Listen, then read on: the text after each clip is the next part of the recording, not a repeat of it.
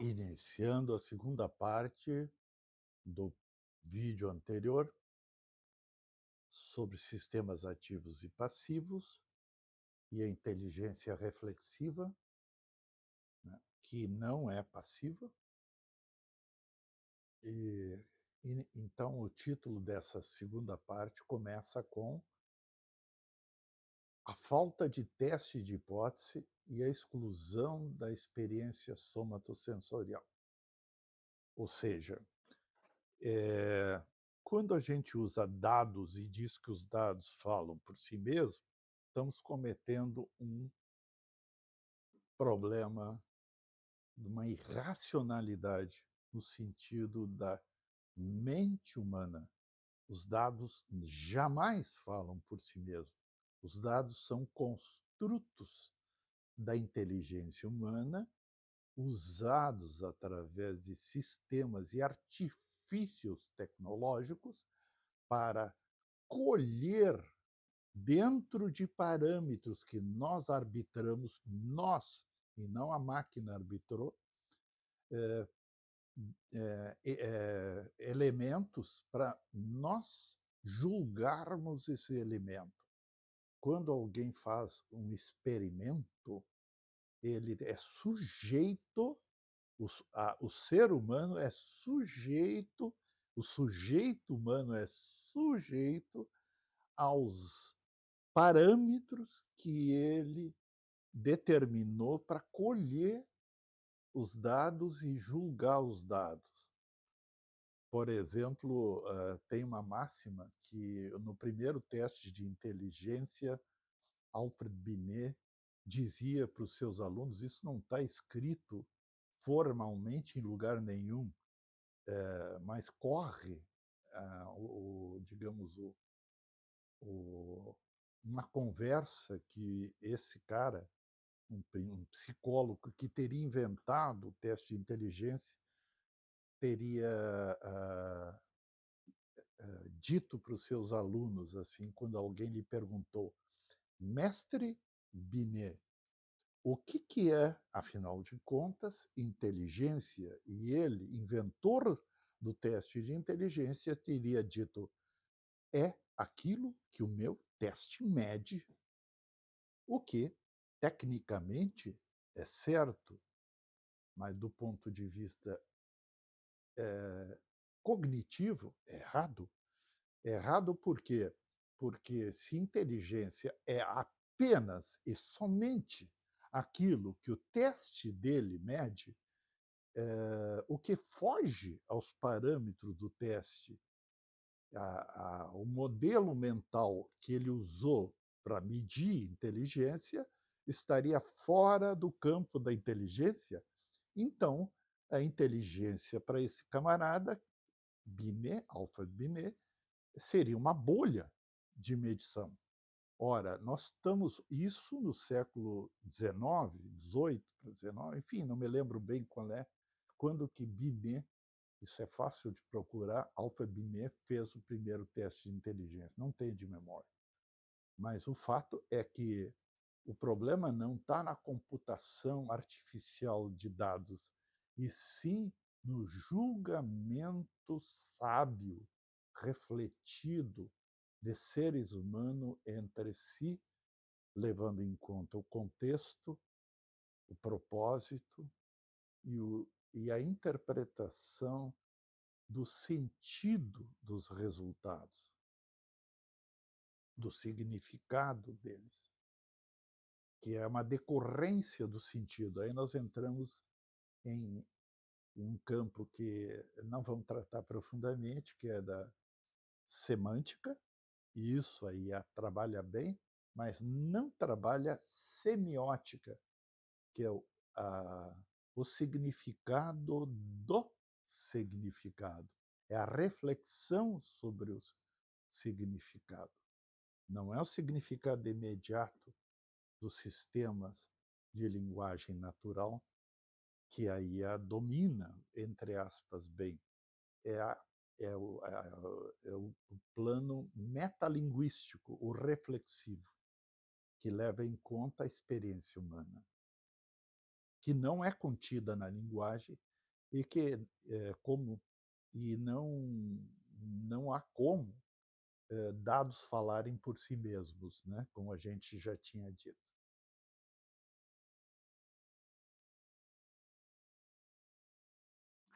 A falta de teste de hipótese e que implica o experienciar humano e a interação humana em sistemas comerciais de gestão é extremamente grave no mundo contemporâneo.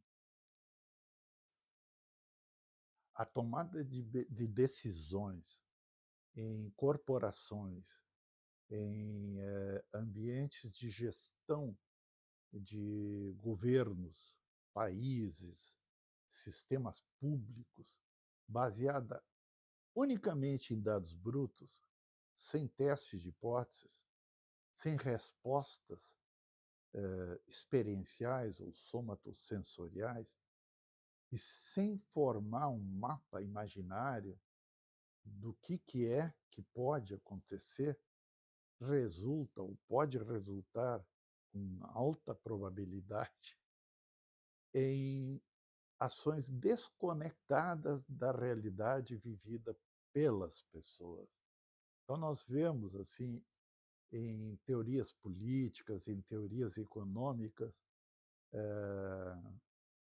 modelos altamente desconectados da realidade vivida, sejam eles de esquerda, centro, direita, não sei o quê, e de gestão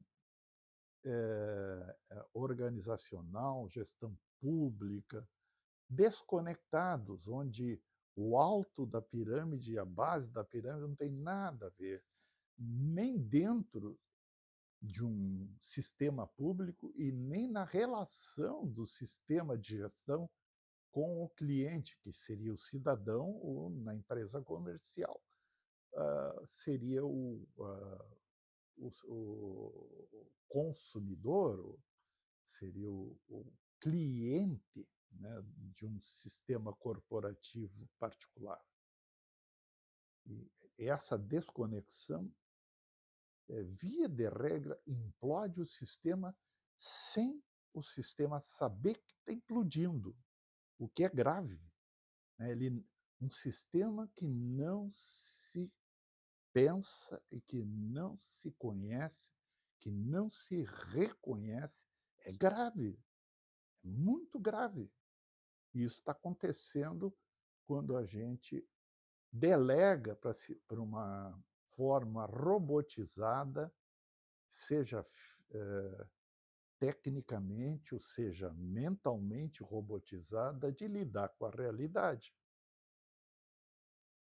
Empresas que operam apenas com números e não consideram desejo, expectativa e experiência emocional, elas têm o problema gravíssimo quando elas não engajam os envolvidos naquilo que estão tratando, corre o risco de tomar decisões técnicas, porém desastrosas do ponto de vista humano.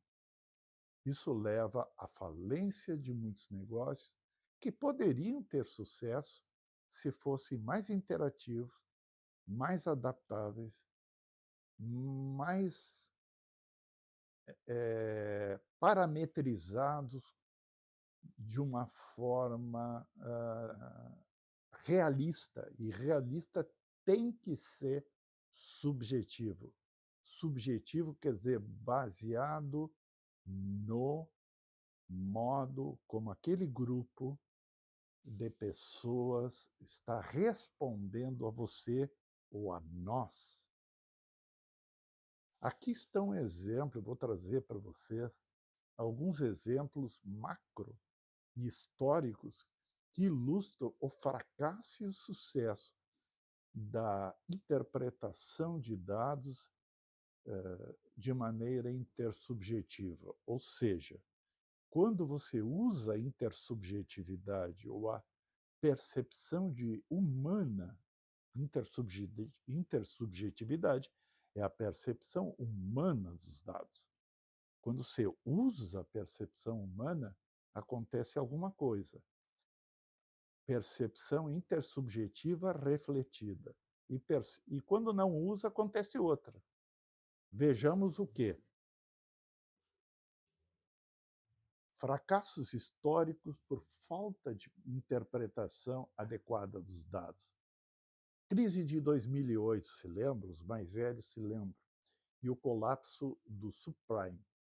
Muitos economistas e gestores financeiros ignoravam, na época o subprime era um mercado imobiliário. Houve uma crise imobiliária nessa época. E os economistas, como estava dizendo, e gestores financeiros ignoraram os sinais que o mercado inflacionário, naquele momento, estava inflacionado artificialmente. O erro central foi considerar apenas os modelos quantitativos do cenário imobiliário sem uma análise detalhada da realidade. Da realidade do quem? Do consumidor, óbvio. Pessoas estavam tomando empréstimos que não poderiam pagar, mas estavam pagando. Mas como os números fechavam, porque todo mundo estava pagando, os riscos de não pagar foram ignorados. Que não estavam se metendo na vida particular do futuro, não tinha um cálculo de como isso não entrava no cálculo ali. E os números só pareciam que estava tudo bem. Quando o mercado colapsou, gerou uma crise financeira global. Todo mundo se formou um imaginário de futuro equivocado com os dados do passado e não atualizaram com os dados do presente. Aí o futuro colapsou. Outro exemplo, a queda da Kodak e a revolução digital.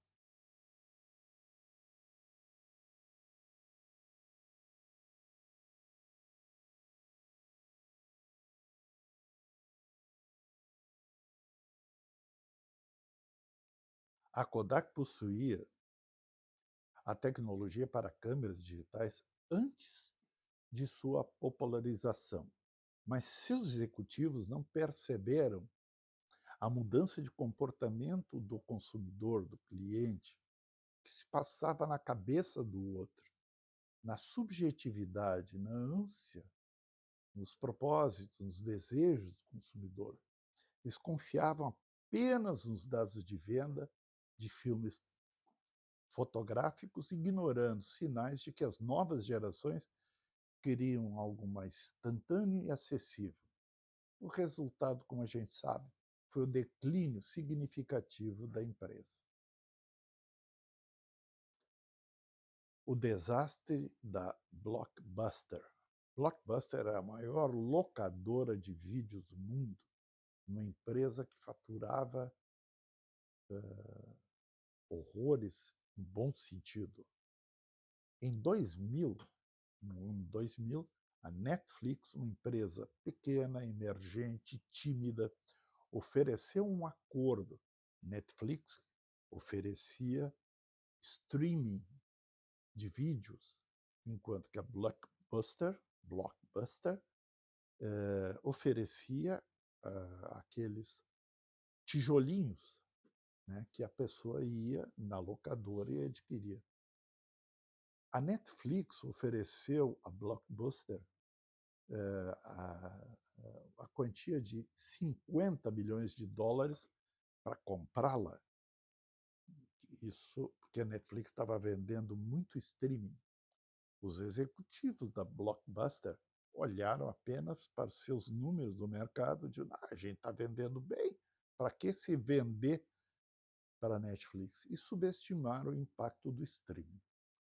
Eles não consideraram a preferência consumidor e as tendências exponenciais ou exponenciais do mercado por conveniência, que é muito mais fácil ver um filme em casa do que ir lá na locadora comprar.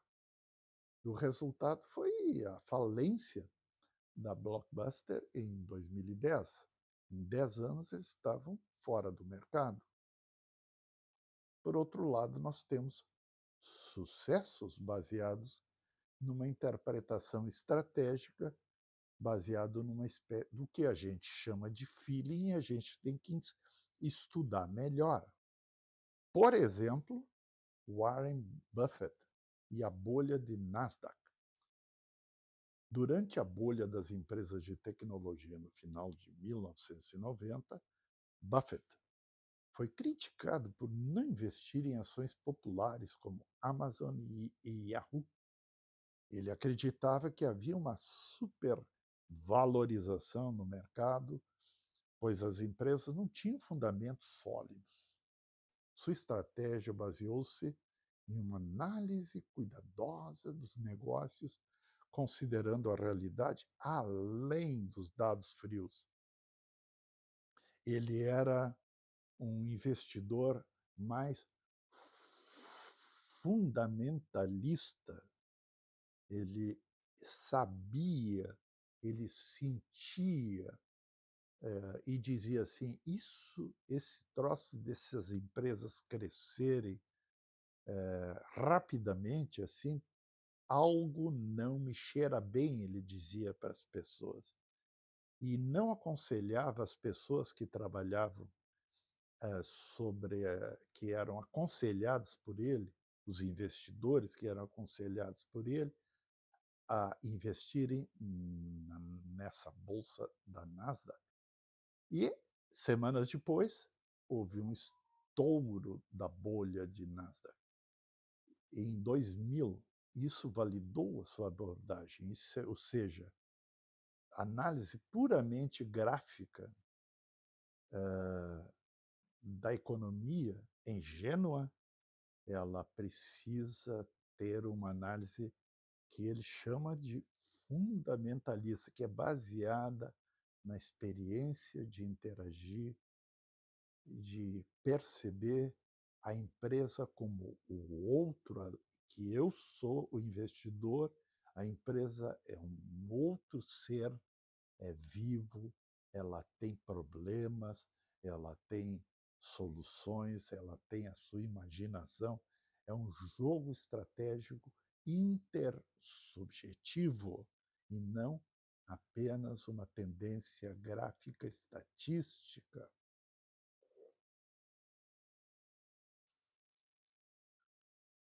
Tirar essa parte onde eu coço o nariz, por óbvio. Um outro exemplo de intuição criadora e bem-sucedida, Steve Jobs e a criação do iPhone. Jobs não seguiu as empresas tradicionais no mercado para desenvolver o iPhone.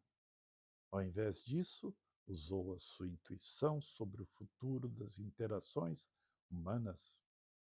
Ele percebeu que as pessoas não queriam uma experiência, ou diz tudo de novo, ele percebeu que as pessoas queriam uma experiência mais fluida e intuitiva, algo que os dados da época não apontavam claramente em si mesmos.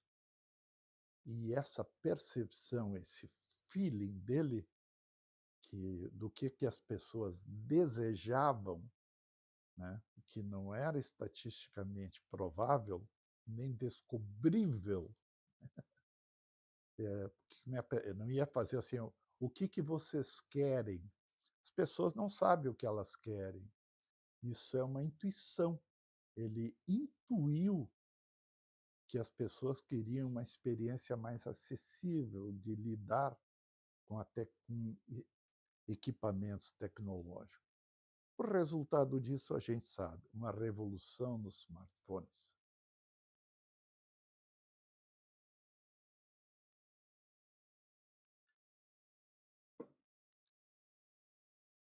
Outro exemplo de sucesso, Elon Musk e a aposta na Tesla.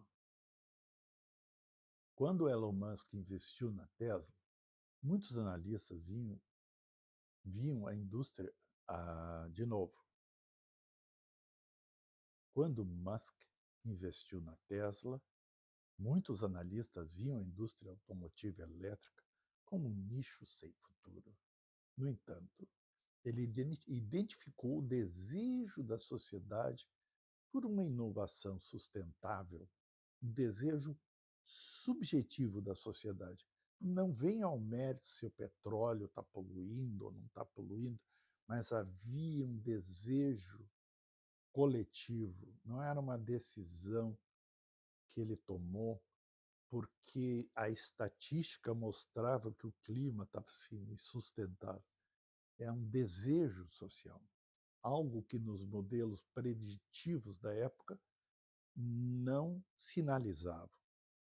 A sua leitura estratégica foi essencial para transformar a Tesla em um fenômeno. Então, pessoal,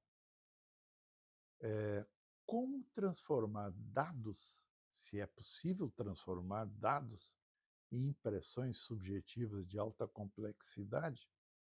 Bom, transformar dados em impressões subjetivas de alta complexidade não é possível, logicamente. Simples. É porque dentro dos dados não existem impressões subjetivas. Você usa impressões subjetivas para transformar os dados, mas tu não transforma os dados em impressões subjetivas. Você aplica elas sobre os dados. Como? Como é que eu aplico a minha capacidade de exame e interpretação subjetiva e intersubjetiva nos dados e crio melhores oportunidades? Essa Esse é a pergunta de US$ 1 trilhão. Essa é a pergunta que decide a sua vida em tempos de lidar com bibliotecas infinitas de dados sem passivos, aonde você tem que ter uma subjetividade, uma intencionalidade sutil, muito afiada. Primeiro, desenvolver a inteligência somatosensorial. Que bicho é esse? Inteligência somatosensorial. Por exemplo, os melhores analistas de mercado financeiro, qualquer tipo de mercado que você colocar na roda, não são apenas aqueles que interpretam dados, mas que eles sentem, eles têm feeling. Esse feeling é que precisa ser estudado. Isso envolve padrões combinados de memória sensorial, experiência tátil, percepção de nuances emocionais e um mapa subjetivo que produz decisões práticas objetivas. Então, cara, quando você é objetivo, não é quando você usa dados passivos de uma, de um artifício de computação de dados. Isso não é, humanamente falando, o mais inteligente. É quando se aplica sobre isso um mapa mental humano de coisas vistas, ouvidas e sentidas ou faladas em interação que constitui o feeling, a experiência de tomada de decisão sobre esses dados e não tomar o dado em si. Quer dizer, é um mito que os dados decidem por eles mesmos. O que eles são em si mesmo, o pensamento, a reflexão da tomada de decisão. Não são. Isso é um mito. Então, desenvolver a inteligência somatosensorial, acabamos de dizer, é o primeiro movimento para você, ao melhorar e expandir e aprofundar na sua inteligência e não se perder no mito de que os dados que você colhe falam por você. Não falam. O número 2 é usar a imaginação estratégica. O que é imaginação estratégica? Criar cenários hipotéticos e explorar desdobramentos possíveis. É usar o e se, né? E se esse dado significar algo maior ou menor? E se não for bem assim, se eu mudar os parâmetros? E se? Como isso se conecta com as tendências históricas? A segunda pergunta. Qual o impacto humano disso? Ou seja, não se deixe levar por verdades prontas. Isso vem desde os tempos socráticos, né? Quando as pessoas formavam verdades prontas, o que o Sócrates, a maiêutica socrática, o método socrático, a inteligência que gerou a pesquisa científica, ela sempre está interrogando a realidade. E se isso fosse de outra forma? E se isso fosse visto por outros ângulos e de outra maneira por outras pessoas? E se não for bem assim? Né? Essa reflexão crítica que a gente chama de usar a imaginação estratégica. Terceiro, relacionar dados com experiência humana. Quer dizer, não adianta dados se você não tem experiência. O erro mais comum na análise de dados é desconsiderar comportamento humano e os desejos latentes, os desejos subjacentes. O verdadeiro analista de realidade, não lê apenas e não vê e nem lê e nem considera apenas números, mas ele examina, lê, nesse sentido de examinar e analisar pessoas e contextos de relações de pessoas. Em que contexto, como as relações entre pessoas se dão, em que contexto, em que ambiente, para então balizar o significado dos dados. Fora dele, um analista experiente não julga, ele não é ingênuo. Esses princípios poderiam ser aplicados para construir um modelo avançado de análise de dados baseados na interatividade humana, combinando estatísticas, percepção afetivo-emotiva e padrões de comportamento coletivo com esses elementos. Quer dizer, não é que a gente lute contra a estatística, é que a gente não seja ingênuo de seguir cegamente e sem sentir. E a palavra sentido vem de sentir, feeling, sem sentir em que contexto, em que situação relacional essa computação estatística se apresenta para mim e para mim na relação com quem, com que outro, em que ambiente, com que propósito, com que visão para chegar aonde.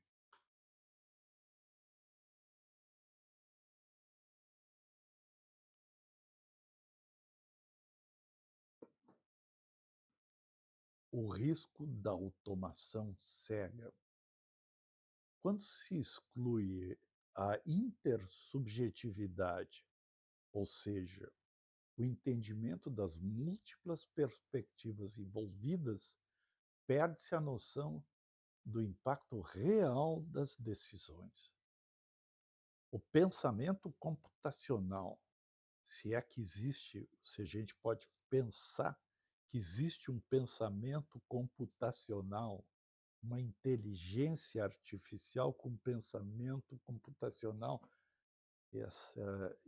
esse artifício humano de pensar sistemas de computação dessa forma, esses sistemas não permitem racionalmente considerar que esses sistemas, por si mesmos, imaginam, sintam ou antecipem possibilidades volitivas, quer dizer, movidas por emoções, por sentimentos e desejos, e sim só nos permite pensar que eles processam padrões conforme passado. E mesmo assim, passados percebidos dentro da experiência vivida por quem programa o sistema para colher dados.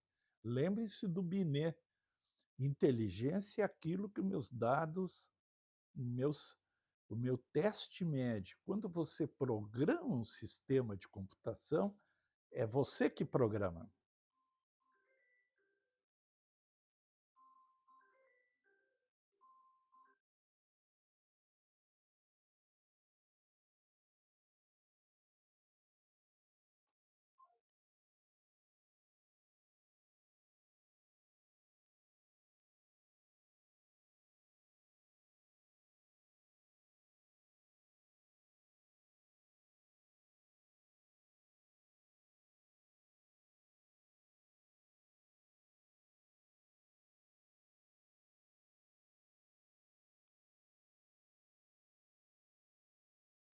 A questão-chave é se as decisões, sejam elas de gestão pública, política, comerciais, qualquer forma de decisão estratégica, podem ser tomadas sem o exercício da imaginação e da intersubjetividade, como nós definimos agora. A minha impressão composta com a tua impressão e com a impressão dele sobre quaisquer volume de dados mediados por sistemas de computação de dados. Elas podem ser tomadas sem a nossa impressão pessoal, interpessoal e coletiva, que nós chamamos de intersubjetividade. A resposta sugerida aqui por nós é que, de forma nenhuma, é que não. Automatizar decisões sem esses elementos da minha impressão, com a tua impressão, com a nossa impressão e com a impressão deles, pode resultar em um sistema que toma pseudo-decisões, ou seja, um sistema tecnicamente eficiente, mas limitado, incapaz de considerar plenamente as razões humanas de tomada de decisão.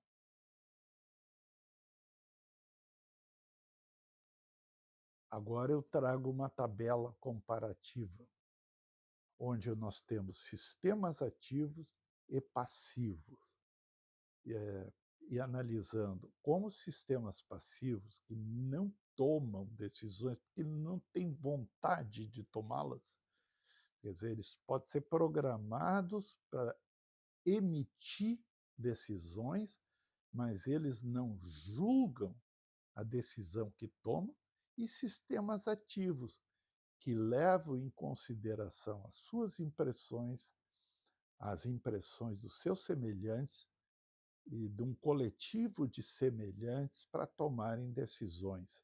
Sistemas ativos de um lado, sistemas passivos de outro lado. Aqui eu tenho uma tabela, sistemas ativos, que têm memória, consciência e imaginação humana. E do outro lado, sistema de IA barra banco de dados. Quanto à intenção e comportamento, você pode ver nessa tabela.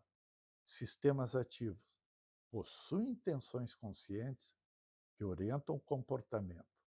O ser humano adapta suas ações com base em experiências vividas e objetivos pessoais, gerando estratégias dinâmicas e significativas. Sistemas passivos operam com base em algoritmos pré-definidos, sem intenção própria.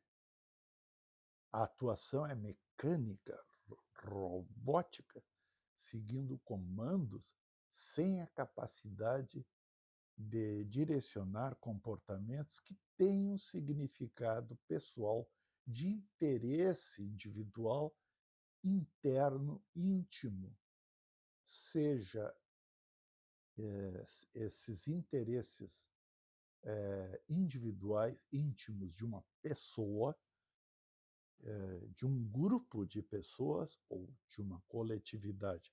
Nota que interesse interno e externo são ainda um jogo que a gente vai falar, já falamos em outros vídeos e outros textos.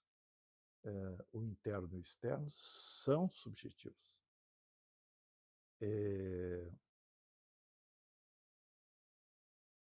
O significado pessoal, quando a gente diz que os sistemas passivos não atendem aos interesses internos de uma pessoa, grupo ou coletividade. Mas aí tem uma discussão assim. Nós somos muito egoístas, porque a sociedade contemporânea pensa as pessoas são muito individualistas. Cara, não é essa a discussão. A discussão aqui entre ativo e passivo não é se é egoísta ou não é egoísta ou altruísta, é que ou a gente trata da vida em função dos seus interesses individuais, íntimos, internos, que é óbvio que a gente tem que ter, e que esses interesses têm uma escala. Eles são internos, íntimos, intraindividuais, internos, íntimos, interpessoais, internos, íntimos e coletivos, caramba! Uma comunidade, uma cultura sem os seus interesses, que não são os interesses internos de outra comunidade, de outra cultura. Então, vamos acabar com a outra cultura? Não. Vamos conversar, vamos dialogar, cada cultura respeitando as suas internalidades. Sistemas passivos passam por cima, patrolam os interesses internos, individuais, interpessoais ou coletivos de qualquer grupo. Mutabilidade e dinamismo, segundo o quadro da tabela. A experiência humana é mutável, atualizando-se e adaptando-se conforme o contexto, as emoções e as reflexões produzidas entre as pessoas. O dentro da pessoa com ela mesma.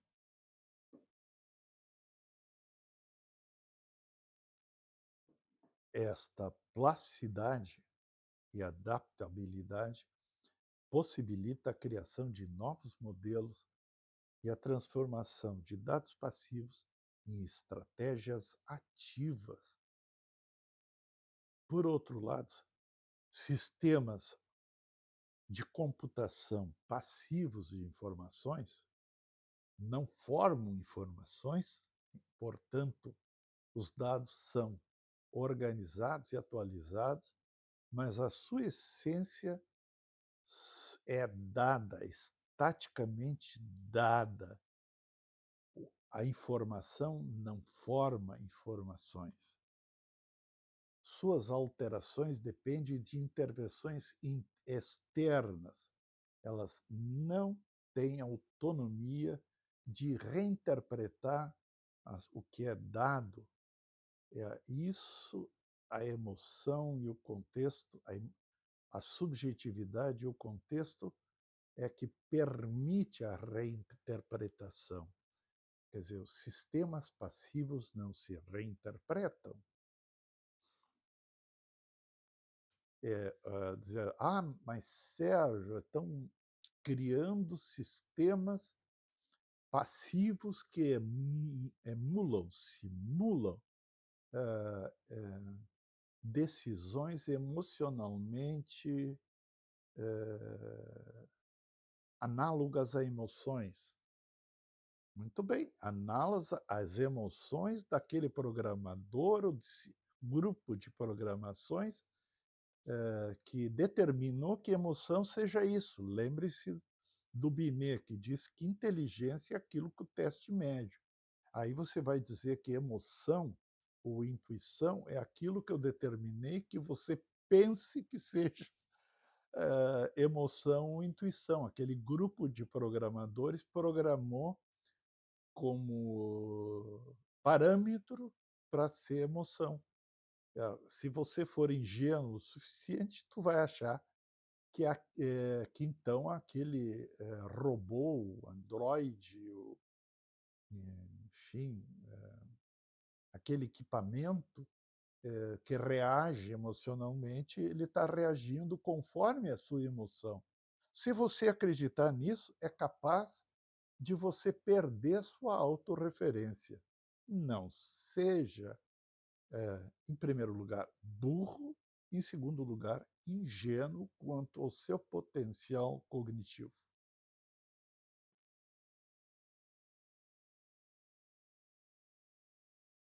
Um terceiro elemento,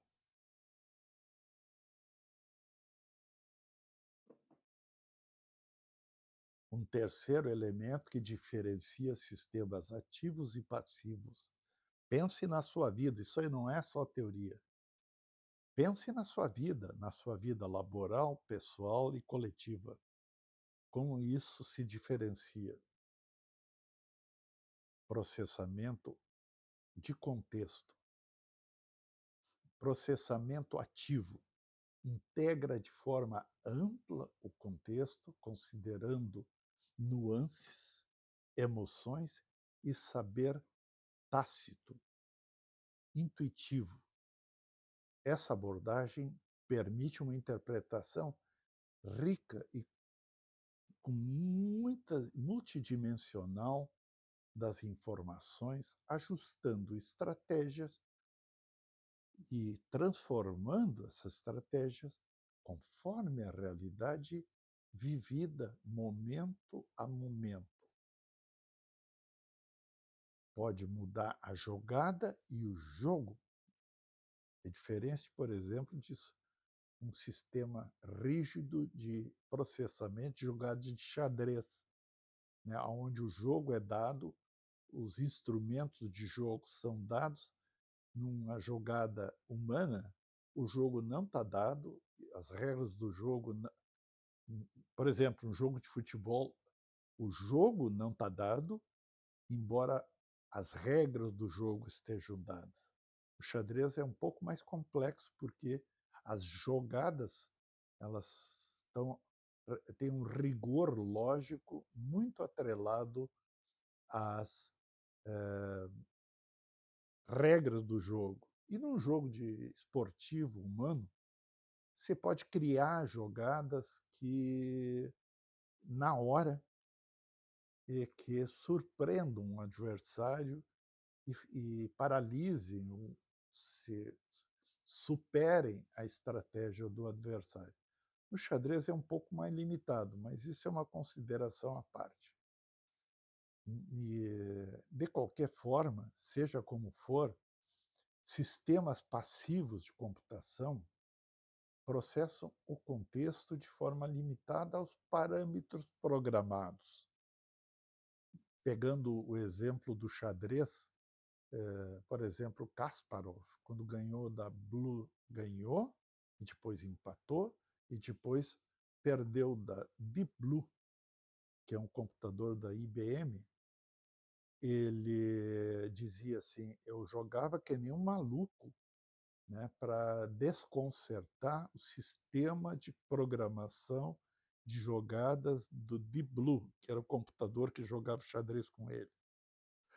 E com isso ele conseguia neutralizar, porque a limitação de um sistema de programação, por mais sofisticado que seja, é que ele não tem criatividade. Ele não consegue ser surpreendido e reagir às surpresas. Por isso, nesse caso, quando você joga de forma inusitada, ele não sabe como responder, ele bloqueia, vamos dizer, ele paralisa, ele não sabe também o que você está pensando. Ele não tem, como é que é? Não, ele não responde aquilo que não é programado. Programação complexa não significa que não seja programação. A análise se restringe aos dados estruturados, sem captar sutilezas e a complexidade emocional e relacional do ambiente, né?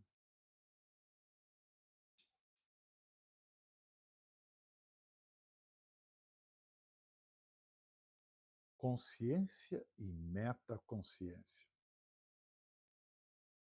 Sistemas ativos possuem consciência para perceber e interpretar experiências e possuem metaconsciência, quer dizer, consciência da consciência, para refletir sobre os próprios processos de pensamento.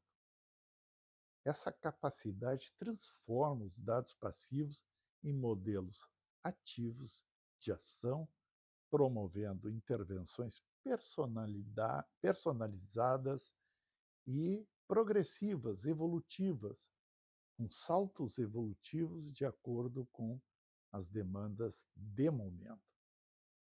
E no caso de sistemas passivos, não dispõem de consciência ou metaconsciência. Embora eles possam, entre aspas, aprender ou pseudo-aprender com padrões, mesmo sendo padrões complexos, eles carecem de vivência interna, de reflexão sobre os próprios dados que eles computam. O computador não computa sobre si mesmo, repetindo, um computador não computa sobre si mesmo, né? Ele não reflete sobre a sua identidade. Ele é produzido para computar dados e não para se computar. Então, ele não tem a reflexão necessária para converter dados em estratégias de autotransformação com sentido que possa ser validado por ele como uma entidade que tenha um self, um eu, uma intimidade com relação a si mesmo, um senso de existir, né? Eu me lembro nesse momento com Gregory Bateson, que é um antropólogo, um estudioso da comunicação humana. Eu estudei, quando estudei comunicação humana efetiva, ele dizia que se um dia ele perguntasse para um computador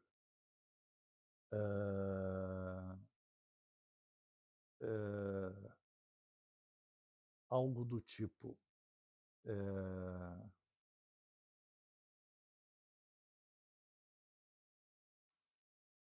vou deixar essa parte do Bateson para fora, porque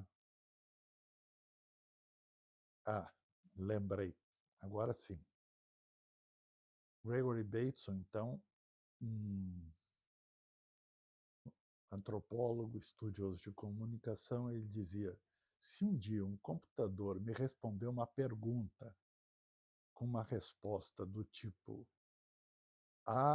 isso que você está me perguntando me lembra uma história, e me contar uma história sobre ele vivendo a vida vivida, né, na relação dele com o mundo, então, diz Gregory Bateson, ele não será mais um computador, ele será um semelhante a mim, ou seja, ele é capaz de viver histórias e contar histórias dele. Aí não será mais passivo. Será que nós estamos nesse tipo de momento? Longe disso.